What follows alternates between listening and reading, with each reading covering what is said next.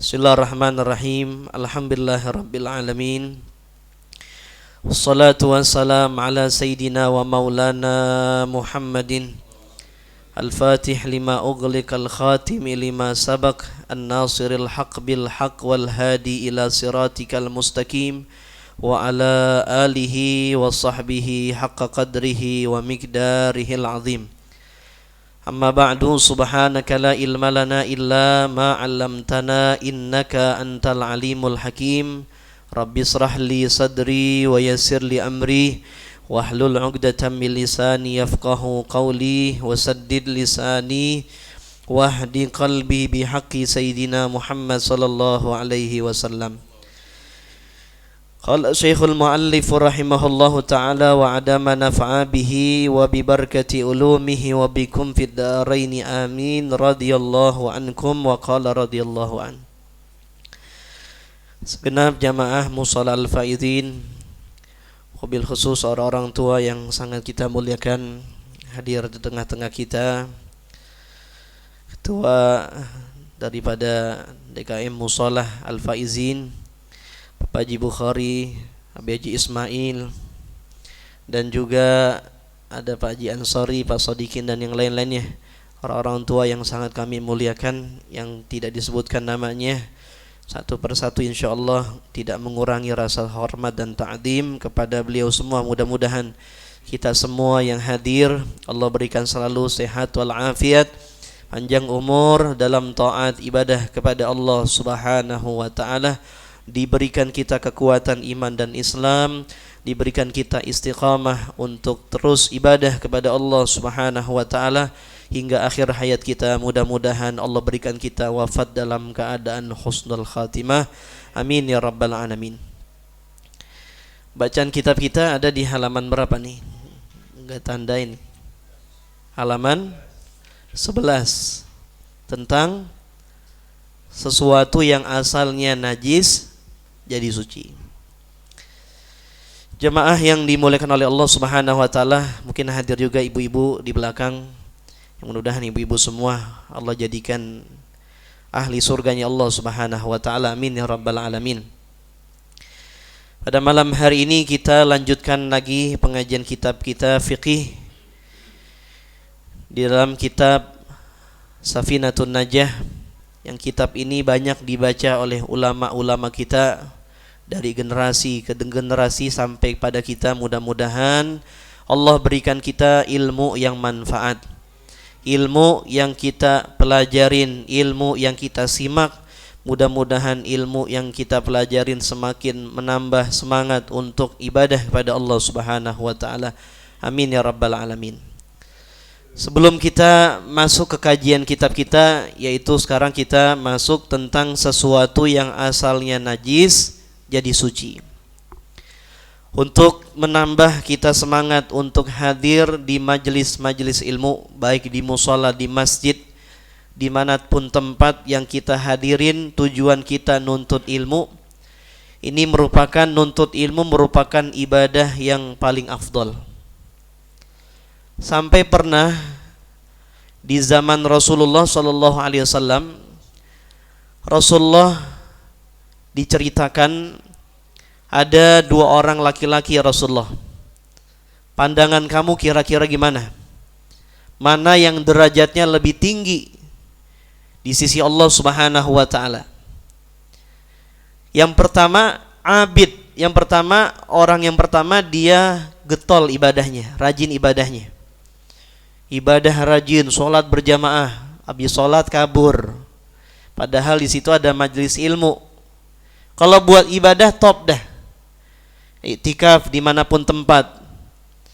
Yang satu ahli ibadah, wal akhar alim. Ada yang satu orang alim, orang yang ngerti dalam ilmu agama, atau orang yang belajar agar dia paham di dalam ilmu agama. Yang satu sibuk sama ibadah, yang satu sibuk dengerin nasihat, dengerin ilmu. Kira-kira ya Rasulullah, antara dua ini mana yang derajatnya tinggi di sisi Allah? Sibuk sama ibadah, yang kedua sibuk sama nyari ilmu. nasihat. Ibadahnya ala kadarnya dah. Ya, yang wajib tentu pasti dia kerjakan, ya dia biasa-biasa aja. Ya. Tapi dia senang hadir majelis ilmu, senang dengar nasihat. Siapapun yang menyampaikannya selagi nasihat itu benar. Kata Rasulullah sallallahu alaihi wasallam, "Fadlul alim 'alal 'abid ka fadli al adnakum." Keutamaan orang yang ngerti ilmu agama atau berusaha untuk memahami ilmu agama dibanding orang yang rajin ibadahnya, getol ibadahnya, kata Rasulullah itu kedudukannya seperti saya dengan sahabat saya yang paling rendah derajatnya. Kalau ada sahabat Nabi aja yang besar-besar, yang istimewa seperti Sayyidina Abu Bakar, Sayyidina Umar, Sayyidina Utsman, Sayyidina Ali, ya, sama Rasulullah jauh banget. Derajatnya sama Rasulullah jauh. Sahabat manusia biasa, Nabi utusan Allah, bahkan Nabi Muhammad kekasihnya Allah. Bahkan Nabi Muhammad seafdol-afdolnya makhluknya Allah. Ini Nabi Muhammad mengatakan keutamaan orang alim, orang yang belajar ilmu agama, senang dengar nasihat, senang ada pengajian di mana aja dia hadir. Kata Rasulullah, itu kedudukannya seperti saya dibandingkan sahabat saya yang paling rendah derajatnya. Jadi jauh bandingannya orang yang ibadah sama orang yang nuntut ilmu. Bahkan dikatakan bahwasanya ada hadis yang mengatakan bahwasanya ini ilmu cuman orang pilihan Allah Subhanahu wa taala yang Allah kasih dia kesempatan, kasih gerakan hatinya untuk hadir majelis ilmu, cuman orang pilihan Allah Subhanahu wa taala. Berarti yang kita bisa hadir, yang langkah kita gampang untuk dengerin pengajian, mudah-mudahan kita termasuk pilihannya Allah Subhanahu wa taala. Kenapa emang? Karena Nabi mengatakan kalau dunia siapa aja dikasih sama Allah, dunia. Dunia siapa aja kasih. Yang kafir dikasih padahal enggak percaya sama Allah. Padahal musyrik, suatu dosa yang paling besar kagak diampunin, kafir dia. Tapi kalau urusan dunia dikasih sama Allah. Bahkan kalau kita lihat banyak orang-orang kafir, untuk dunia jaya mereka. Tapi kalau urusan ilmu, kata Nabi SAW, yang maksiat juga dikasih masalah dunia. Yang ibadah dikasih, yang maksiat dikasih. Yang sholat dikasih, yang gak sholat juga dikasih urusan dunia. Banyak orang yang kaya-kaya di sekitar kita mungkin gini hari belum sholat maghrib. Dikasih dunia tuh. Jaya, mobilnya mewah, tempat tinggalnya nyaman. Kenapa emang? Karena dunia enggak berharga di sisi Allah, siapa aja dikasih. Tapi kalau kesempatan untuk hadir majelis ilmu, cuman pilihan Allah Subhanahu wa taala. Yang Allah anggap ini adalah orang-orang baik. Yang Allah anggap kita ini merupakan orang-orang yang baik. Mudah-mudahan dikasih istiqomah kita untuk ngaji terus begini nih. Ya. Ya Allah, enggak ada habisnya kalau kita bahas masalah keutamaan nuntut ilmu. Dan ibadah yang paling afdol adalah nuntut ilmu dah. Ya Allah. Sampai ulama mengatakan, dan ini sering saya sampaikan, seandai kata orang-orang yang udah meninggal dunia, udah di alam barzah, dia pengen hidup sekali lagi, dikasih kesempatan hidup sekali lagi, yang dia cari adalah pahala atau dia sibukkan dirinya untuk nuntut ilmu. Orang udah meninggal dunia, kenapa emang? Karena orang kalau udah meninggal dunia, dia tahu tuh kadar pahala sholat, kadar pahala tasbih. Ya, mungkin kalau kita wiridan masih segen bawaannya. Habis sholat kadang-kadang kita segen, kabur langsung. Padahal tuh subhanallah, subhanallah, kelihatannya remeh. Cuman kalau kita nanti menjelang kita ajal kita datang, itu kalimat subhanallah sekali itu pahalanya mil'ul mizan, bisa memenuhi timbangan Allah Subhanahu wa taala. Dan ini pahala yang paling besar adalah kita hadir majelis ilmu, dengerin ulama. Ya Allah, untuk mungkin ya saya juga kadang-kadang suka introspeksi diri. Ya, mungkin amalan kita, sholat kita, bacaan Quran kita, ibadah kita yang lain kayaknya nggak bisa jadi andalan kita nanti di hadapan Allah. Untuk kita selamat di akhirat kelihatannya jauh. Ada gak jamaah yang kira-kira saya yakin masuk surga Ustaz? Ada gak begitu? Secara jujur, tanya hati kita dah. Bagaimana khusyuk dalam sholat kita? Bagaimana kemarin puasa? Puasa kita udah benar-benar belum tuh? Bukan sekedar nahan lapar aus, tapi semua maksiat dari ujung rambut sampai ujung kaki kira-kira udah dijaga belum tuh? Ibadah kita ya Allah, kita akuin banyak kurangnya. Kita jarang bangun malam. Kita jarang bangun malam untuk sholat, untuk nangis, istighfar, jarang ya Allah. Kadang-kadang berat, pengen sholat jamaah aja berat. Kita akuin dah, kayaknya untuk amalan kita jalanin ini kelihatannya ibadah kita nih kayaknya udah nggak ada harapan. Artinya nggak bisa dijadi andalan buat kita selamat di hadapan Allah. Nah ini nuntut ilmu, masya Allah nih pahalanya. Ya, pahala hadirnya, pahala kita jalan dari rumah sampai ke sini, pahala mandang orang alim, dikenal sama orang soleh. Ya Allah, itu udah nggak ada duanya dah. Dikenal sama orang soleh aja. Karena nanti orang-orang soleh, guru-guru kita pada nyariin tuh murid-muridnya. Karena di antara yang bisa memberikan syafaat selain Rasulullah adalah orang-orang alim, para guru-guru. Mereka selain nyariin keluarganya, nyariin murid-muridnya, jamaahnya. Mana jamaah saya nih yang di Al-Faizin setiap malam Senin dan malam-malam lainnya, atau bapak-bapak hadir, ibu-ibu hadir di tempat manapun, dicariin sama guru-guru kita. Mana? Kenapa emang? Karena guru kita nggak pengen selamat sendirian. Pengen semua jamaahnya, orang yang ada di dalam hatinya ada perhatian sama pengajian, pengen masuk surga, ke dalam surganya Allah Subhanahu wa taala. Padahal kalau dicerminin amal kita jauh untuk kita pantas masuk surga. Dicariin sama guru-guru kita. Mana nih Beji Ismail? Ya Allah, padahal amal kita jauh, kelihatannya juga nggak pantas masuk surga. Cariin kita. Guru kita ditarik lagi sama gurunya. Gurunya tarik lagi sampai Rasulullah Sallallahu Alaihi Wasallam. Ini jadi andalan kita nih, hadir majelis ilmu dimanapun tempat yang kita datengin, itu jadi andalan kita untuk kita selamat dari dunia sampai akhirat. Yang kita minta sama Allah selalu mudah-mudahan dikasih istiqomah begini sampai akhir hayat kita. Kita masih senang hadir majelis ilmu.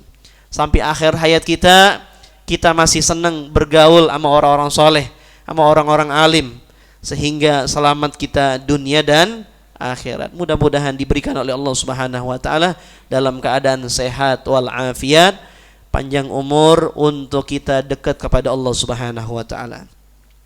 Hadirin dan hadirat bapak-bapak, ibu-ibu sekalian, kita lanjutkan bacaan kitab kita tentang menjelaskan masalah fikih, tata cara ibadah kepada Allah Subhanahu wa taala. Semuanya cariin. Semua cariin. Bahkan Nabi mengatakan humul qaum la yasqa minhum jalisuhum. Mereka yang suka hadir majelis ilmu, dengerin, dekat dengan para ulama, mereka nggak bakal jadi orang sengsara dunia dan akhirat. Nabi yang jamin tuh. Padahal sekali lagi kalau ngaca amal kita jauh. Nah, kita lanjutkan deh. Judulnya adalah tentang sesuatu yang asalnya najis jadi suci. Ini dasar banget. Ya.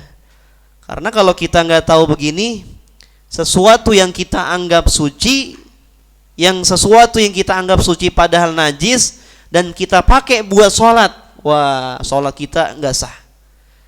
Nah, kita perlu tahu nih, padahal hal-hal yang remeh, banyak orang yang kelihatannya udah jarang pengen hadir majelis di mana dibacain kitab fikih. Orang pengennya ngajar tafsir, ngaji tafsir tentang bedah Al-Quran. Ya, bagus itu. Cuma jangan sampai kita ngertiin Al-Quran begitu jauh, ilmu dasar yang cetek kita kagak ngerti. Ya, ternyata di pakaiannya ada najis. Gimana pengen jadi ini ibadahnya sah. Kenapa emang? Di pakaiannya ada sesuatu yang najis. Ada sesuatu yang asalnya najis, cuman jadi suci. Nah, kita tahu bahwasanya yang najis itu ada banyak. Darah, nanah, muntah, apalagi? Bangkai, ya, pipis, baik manusia atau binatang, kotorannya, baik manusia atau binatang, itu adalah sesuatu yang najis. Rata-rata sesuatu yang najis, biar kata diapain gak bisa jadi suci. Contoh, kita punya air kencing misalnya, biar dicuci, dinetralisir misalnya, pakai alat apapun, pakai apa namanya kalau buat kolam renang buat apa? Pakai apa? Kaporit. Tuh air kencing yang kuning jadi bening. Kira-kira itu air kencing jadi najis apa enggak? Tetap jadi suci apa enggak? Enggak. Ya, tidak bisa suci. Ya. Kecuali nanti kalau air-air yang tadinya najis. Kalau itu emang benda najis. Jadi ada sesuatu yang najis, ada sesuatu yang terkena yang asalnya suci. Nah, kita bahas 3 ini dulu nih. Ada sesuatu yang asalnya najis tapi jadi suci. Apa itu? Yang pertama adalah al-khamru idza takhallalat binafsiha. Pertama arak. Arak, ya, kita kenal minuman keras. Ya, minuman keras pada mabok. Ya Allah, rugi orang mabok dah. Ya, orang minum khamr di dunia kagak diizinin minum khamr nanti di akhirat. Ya, dan al-khamru ummul khaba'ith.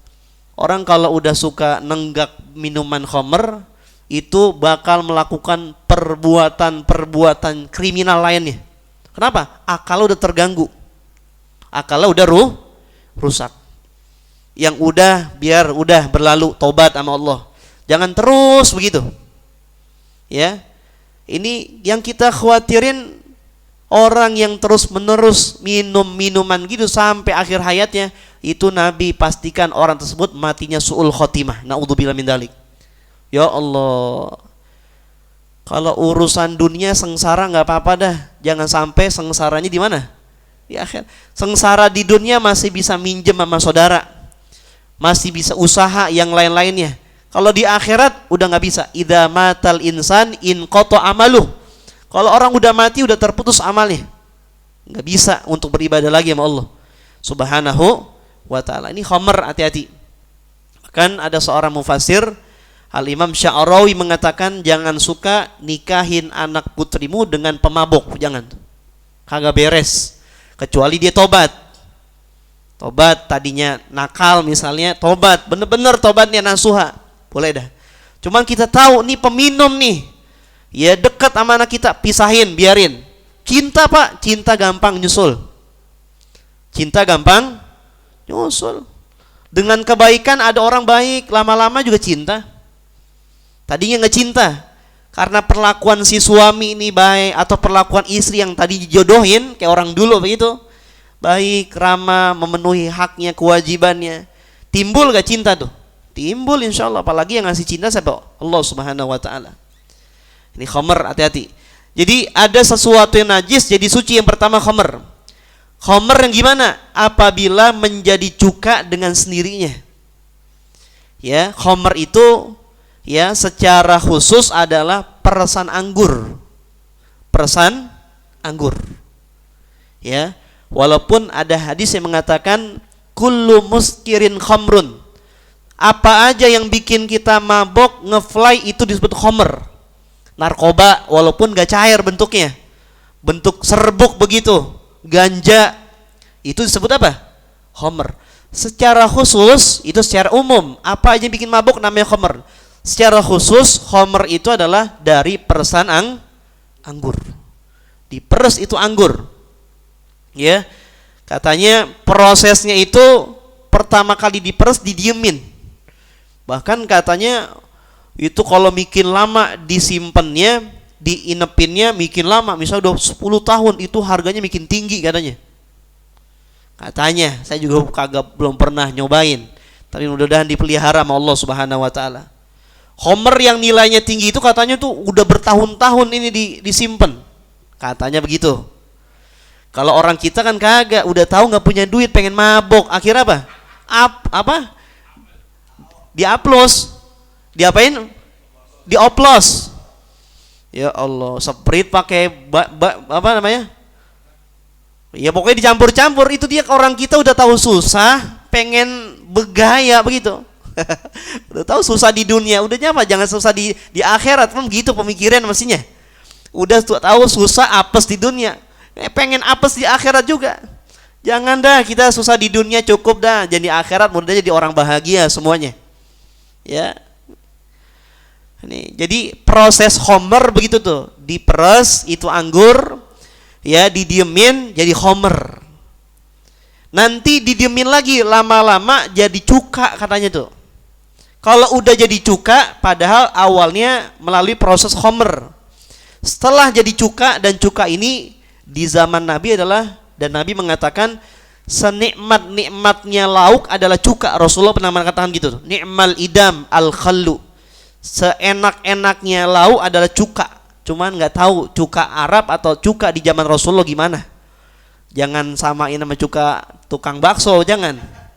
Ya asem itu mah. Yang kita nggak ngerti ini dari peresan anggur, masalah kalau itu cuka itu dari apa tuh komposisinya, kita nggak ngerti itu tuh. Ya mungkin bahasa kita acar kali, kan acar tuh seger tuh kan, kalau ada airnya seger ya tuh. Kita makan soto ada acarnya kan enak tuh, seger. Nabi demen tuh gitu-gituan tuh. Ya cuka, cuman proses bikin cuka ya mungkin bukan cuka zaman sekarang. Di zaman itu ya mungkin nggak tahu juga zaman sekarang, diperes dulu itu anggur, didiemin jadi khamr dulu, selanjutnya jadi apa? Cuka.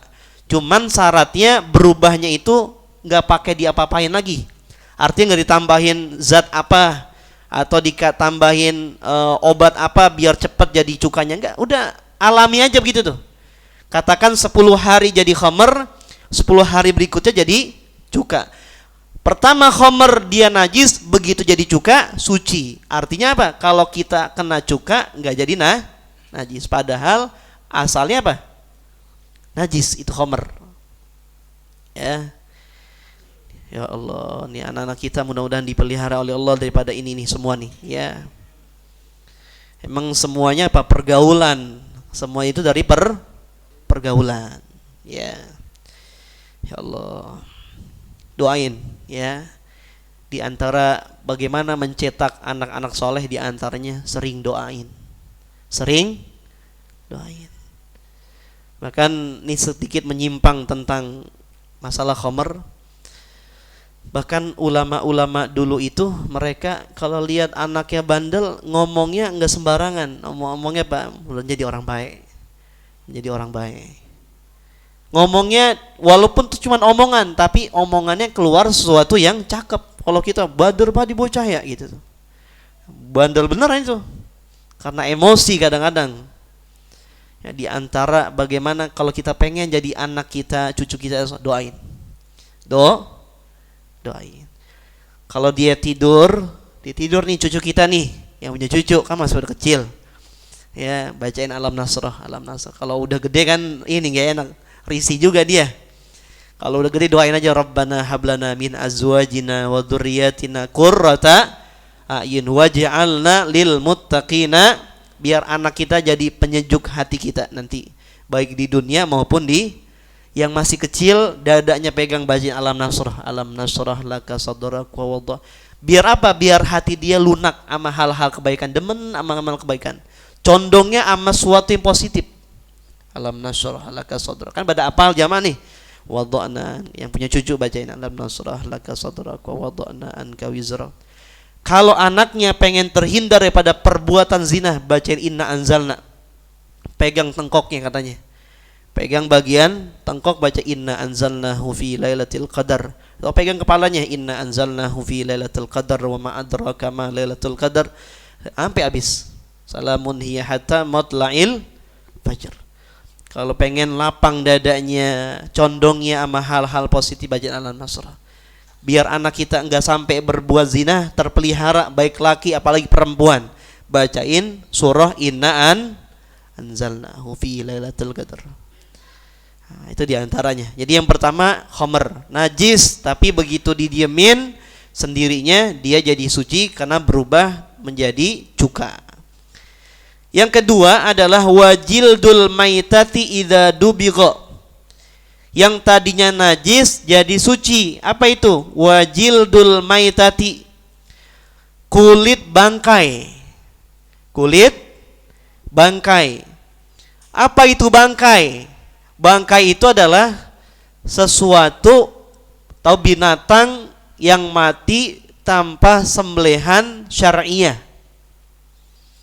Tanpa sembelihan syariah, atau binatang yang kagak halal dimakan dagingnya mati, walaupun disembelih tetap aja haram. Ya, ular kita sembelih misalnya, jadi halal gak tuh ular? Anjing kita sembelih, jadi halal gak tuh? Kagak. Katanya kalau anjing katanya kalau orang-orang itu dipentungin tuh. Ya, babi gitu juga tuh, karena darahnya katanya tuh darahnya. Na'udzubillah min dzalik dah. Jangan sampai kita nyobain gitu-gituan dah. Tapi di era kita banyak kerang makanan gituan ya. Banyak. Yang jujur sih enak. Jujur misalnya emang ada sinyalnya. Ini kadang-kadang enggak dikasih sinyal. Bahkan maaf, sampai beli label halal padahal komposisinya ada haram. Itu yang kita ngeri tuh. Kalau udah jelas, misalnya lapo emang udah makanan begitu semua. Ya, kita juga insya Allah masih banyak makanan yang lain. Ini yang kita khawatirin, ada label halalnya. Karena label halal namanya juga label, bisa dibeli gak tuh? Biar kaum muslimin, karena mayoritas kaum muslimin. Nah itu yang kita ngeri itu. Ya. Nah ini ada namanya kulit bangkai. Bangkai itu adalah kalau binatangnya boleh dimakan dagingnya, jadi bangkai ketika dia mati tanpa disembelih dengan sembelihan syariah. Ya, itu bangkai. Atau bangkai juga binatang yang memang nggak dimakan daging, nggak boleh dimakan dagingnya, anjing, babi, ular, binatang buas lain-lainnya. Ya, kepiting gimana kepiting? Halal apa nggak kepiting? Dulu haram. Dulu haram. Sekarang bisa berubah, wallahu alam. Tapi kalau emang didukung sama ulama, ya kita orang awam ya masih dimaaf dah kalau emang itu. Tapi kalau yang mau lebih hati-hati, jangan. Karena ada rajungan, kan kalau rajungan beda tuh. Iya, dan harganya emang rada mahal kalau rajungan. Ya, karena dia di satu alam. Kenapa dulu kepiting haram? Karena dia bisa hidup di dua alam. Itu kaidah lama, tapi sekarang udah banyak. Bahkan anak kepiting yang crispy itu banyak banget dijualin. Ya, yuyu namanya. Kalau bisa mah hindarin dah. Walaupun ya ada ulama yang iniin, ya yang makan mungkin ada. Makanya enaknya kalau kita punya ulama begitu tuh. Ya selagi emang ada pendapat yang nggak masalah dah. Cuman kalau yang mau jaga dirinya jangan dah. Ya. Atau binatang yang nggak boleh dimakan dagingnya, dia mati walaupun disembelih, itu juga disebut apa? Bangkai. Macan dagingnya boleh gak dimakan? Gak boleh. Disembelih, Ustaz, disembelih pakai golok boleh gak? Tetap disebut apa? Bangkai. Apa dagingnya jadi boleh dimakan? Contoh lagi.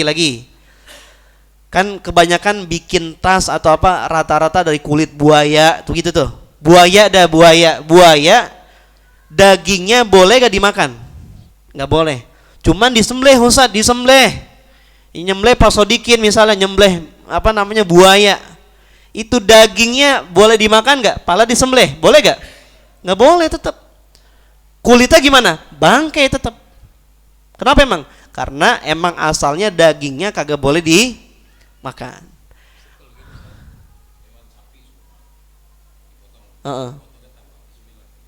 Nah itu dia. Nah, itu bahasa salah korban emang, tapi nggak apa-apa dah sambil lewat. Ustadz kita kan ibadah korban nih, ya, ibadah korban. Mana Ustaz, katanya kalau nggak pakai menyebut nama Allah bismillah, katanya kambing hewan korbannya jadi bangkai. Nggak jadi masalah. Yang jadi rukun itu apa? Sembelihannya biar benar. Ya, sembelihannya untuk masalah bismillah itu harus sunnah aja bismillah. Dan yang di dalam Al-Qur'an itu yang disebut tanpa zikir kepada Allah itu ya. Karena orang-orang jahiliyah dulu motong kambing bukan buat karena Allah, bukan korban, bukan buat apa? Berhala. Itu yang dagingnya jadi haram. Kenapa? Motong kambing kan dulu berhala itu disucikannya pakai darah kambing seger. Dipotong sama dia. Potong, sembelih. Cuman niatnya bukan buat ibadah. Ya. Buat apa? Nah, itu haram dimakan dagingnya. Kenapa? Sembelihannya niatnya bukan karena Allah. Untuk masalah baca bismillah enggak menjadi syarat di dalam sembelihan. Yang jadi syarat apa? Pisaunya yang tajam, putus kerongkongannya, pernapasannya itu. Ya, cuman segala sesuatu yang ada kaitannya sama agama, ibadah, enggak pakai bismillah kurang berkah katanya. Enggak berkah. Untuk sah enggak? Sah korbannya. Boleh dimakan Ustaz? Boleh, enggak jadi bangkai. Saya enggak baca bismillah Ustaz, lupa Ustaz. Lupa. Sah korbannya, halal dimakan dagingnya. Kenapa? Enggak jadi syarat. Tapi keberkahannya kurang. Ya, gitu Pak Haji ya. Ya. Ngomongin masalah bangkai lagi begitu. Jadi ada binatang yang boleh dimakan dagingnya cuman enggak disembelih. Ada binatang nggak boleh dimakan dagingnya walaupun disembelih, itu kulitnya disebut kulit bangkai. Gimana nih? Sayang nih buaya, sayang nih macan, kulitnya cakep. Mungkin kalau kita bikin gitu, jadi suatu barang yang harganya mahal nih, gimana caranya nih? Ular gimana nih caranya nih? Biar itu ular jadi gesper dan dipakai kita nih tetap sah sholat kita, ada caranya. Caranya apa? Dengan disamak. Gimana proses samak? Pertama, dagingnya tuh kulit yang daging nempel di kulit pastiin biar bersih. Terus pakai sesuatu, ada daun namanya daun bidara yang keset-keset, dijemur. Nah, itu baru namanya proses samak di antara begitu tuh. Ya. Jadi jangan sampai kulitnya itu ada dagingnya, kan ada dagingnya tuh. Ya kan kalau korban jamaah gitu kan nggak rapi semuanya kan, nempel walaupun sepotong-potong daging nempel. Nah kalau emang itu dagingnya kulitnya kulit bangkai, maka dihilangin dulu tuh fadulatnya tuh, daging lebih. Habis itu pakai daun sesuatu yang keset biar nggak bau bangkai, jemur dah tuh. Nah itu baru bisa dimanfaati. Dijadiin gesper Ustaz, nih tuh kulit buaya dibikin tas atau bikin gespernya buat saya sholat, boleh gak? Sah sholatnya. Kenapa emang? Udah jadi suci. Padahal asalnya kulit ular najis, cuman ada prosesnya begitu tuh. Ya mahal kulit, kalau semua yang benar-benar kulit mahal. Ya udah buang-buang duit buat gesper aja pakai sewa mahal. Ya yang biasa aja dah. Gesper haji tuh ya, gesper haji buat biar kita nggak kedodoran tuh. Tapi kalau kain-kain sekarang enak. Kalau kain dulu ada tuh Pak Haji. Nah kayak Pak Haji Ismail loh, kain Samarinda begitu tuh. Licin ini, licin. Ya kudu pakai kain biar apa? Nggak kemana-mana. Nah itu ada orang misalnya dia punya gesper dari kulit buaya. Kan buaya boleh gak dimakan dagingnya? Nggak boleh. Disembelih Ustaz, tetap bangkai itu namanya. Tapi gimana? Kalau ada proses samak, tadinya najis jadi suci. Ya. Laron enggak boleh. Jadi peyek.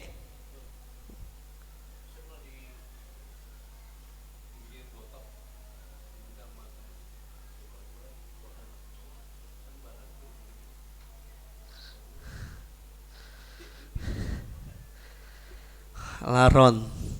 Kita cari tahu dulu ya hukum makan laron.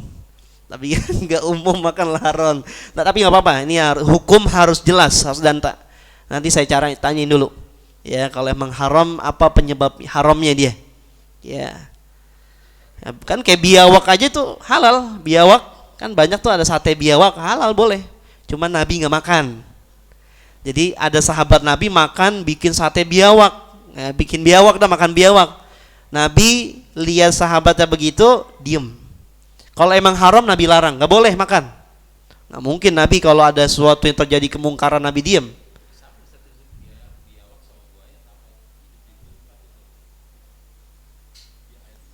Biawak apa gitu ya? Mungkin. Ya kita lihat aja begitu dah. Kadang emang hukum syar'i kadang-kadang kita harus sam'an wa ta'atan dah. Ya, itu dia. Kok biasa kan itu sama-sama misalnya begitu. Ya ini ya udah dah hukum syariat. Kadang-kadang emang nggak bisa dipikirin, nggak bisa dipikirin. Dah jalanin, iya dah. Ya. Nah itu diantaranya. Satu lagi yang bisa, yang tadinya asalnya najis jadi suci. Apa itu? Wa ma sara hayawanan, sesuatu yang menjadi hewan. Belatung. Belatung itu apa tuh? Suci gak tuh? Suci. Padahal dari bangke. Bangke kan, daging bangke itu lama-lama timbul apa tuh? Belatung. Padahal bangkainya kan, katakan maaf, ada bangkai tikus, didiemin lama-lama perutnya gede, meledak, itu ada belatung. Kan bangkai tikus najis, belatungnya gimana? Belatungnya nggak najis. Kenapa emang? Karena sesuatu yang jadi hewan. Nah gitu. Jadi geli cuman kita. Pepes. PMPS ada aja dah. Ya Allah. Nah, ini 3 hal yang asalnya najis menjadi suci. Mudah-mudahan manfaat dan bisa dipaham jamaah sekalian. Mudah-mudahan Allah berikan kita terus istiqomah ngaji, demen sama pengajian, dekat dengan para ulama. Mudah-mudahan inilah modal kita untuk mudah-mudahan selamat dari dunia sampai akhirat. Amin ya rabbal alamin. Kira ada yang mau ditanyain perihal tentang masalah najis yang tadinya najis menjadi suci. Kerupuk. Iya.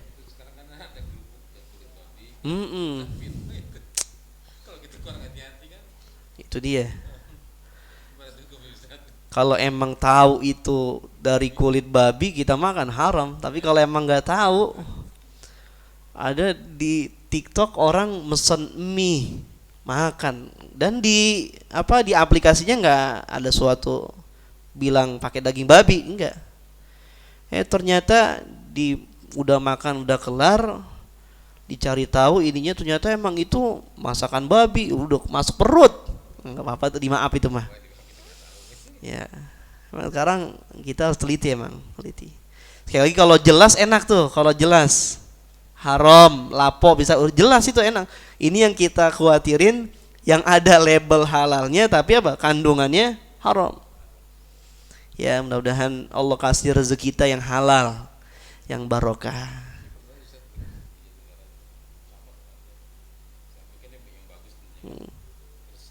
Iya. Itu hampir mirip ya. Makanya katanya di antara ulama kita, Guru Hadi bin Guru Haji Ismail, kata saya punya orang tua, suatu ketika beliau ke Surabaya keluar kota naik kereta begitu, kan di kereta jual makanan, apalagi kereta dulu kan, simpang siur tuh yang wingko, sekarang kan udah nggak boleh kan makanan. Itu beliau dari Pisangan Gading Raya udah bawa nasi bekal. Bayangin Surabaya berapa perjalanan, 12 jam naik kereta, biar kata keretanya paling mahal segitu waktunya. Dari 12 jam kira-kira nasi yang tadinya hangat gimana rasanya tuh? Udah kurang anyam. Karena enak di kereta dingin hangat tuh, panas. Guru Hadi nggak mau. Ini yang udah jelas-jelas halal. Kalau yang begitu ya walaupun nasi goreng, cuman hati-hati beliau tuh. Ya, kan katanya orang itu bisa menurun semangat ibadahnya karena ada salah makan, kan gitu. Justru orang semangat ibadahnya karena makannya halal. Nah, kira-kira. Ya, udah masuk waktu Isya. Mudah-mudahan semua kita ketemu lagi minggu yang akan datang dalam keadaan sehat walafiat panjang umur. Amin amin ya rabbal alamin. Cukup ya, nggak ada pertanyaan lagi ya. Allahumma rabbana atina fid dunya hasanah fil akhirati hasanah wa qina adzabannar. Sallallahu ala sayidina Muhammadin wa ala alihi wa sahbihi wa sallam. Walhamdulillahi rabbil alamin.